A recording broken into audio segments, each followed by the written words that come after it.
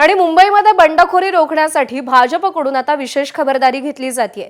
राष्ट्रीय सहसंघटन मंत्री शिवप्रकाश यांच्या प्रमुख उपस्थितीमध्ये एक हाय व्होल्टेज बैठक पार पडली, उच्चस्तरीय बैठक पार पडली। मुंबई भाजपच्या पक्ष कार्यालयात राष्ट्रीय सरचिटणीस विनोद तावडे, अध्यक्ष अमित साटम, आशिष शेलार, सर्व महामंत्री आणि इतर नेत्यांच्या उपस्थितीमध्ये बंडखोरी संदर्भात चर्चा झाली। मुंबईत भाजपसमोर बंडखोरीचं मोठं आव्हान आहे, तर कुटुंबातल्या सदस्यांना उमेदवारी दिल्यानंही नाराजी व्यक्त केली जाते। आपल्या नाराज कार्यकर्त्यांची बंडखोरी मोडून काढण्याची संबंधित पक्षाकडून नेत्यांवरती जबाबदारी दिली गेलेली आहे।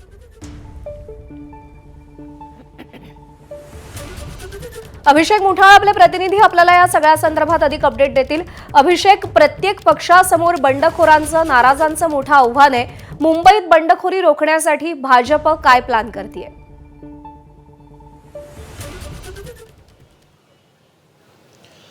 काल भाजपकडनं संपूर्ण यादी जी आहे ती मागवण्यात आलेली होती। 5 वाजेपर्यंतचा वेळ होता अर्ज भरण्यासाठी आणि त्या अगोदरच ज्या बंडखोरांकडनं अर्ज भरण्यात आलेले होते त्या सगळ्यांची यादी ही जिल्हाध्यक्षांच्या मार्फत मुंबई भाजपकडनं मागवण्यात आली।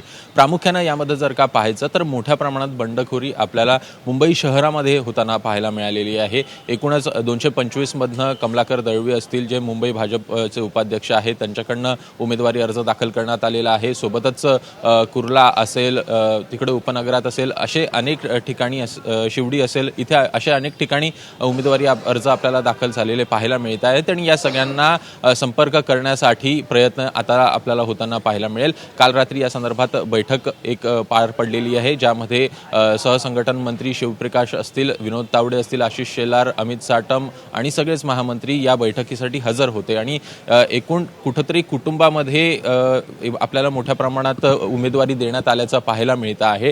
त्या कुटुंबामध्ये उमेदवारी दिल्यामुळे कार्यकर्ते हे मोठ्या प्रमाणात नाराज झालेले आहेत आणि त्यांना कसं शांत करायचं हा आता प्रयत्न आणि त्यासाठीच एक स्ट्रॅटेजी आखली जाते भाजपकडून आणि त्या संदर्भात बैठक झाली आहे। अभिषेक, धन्यवाद दिलेल्या माहितीसाठी। एबीपी माझा, उघडा डोळे बघा नीट।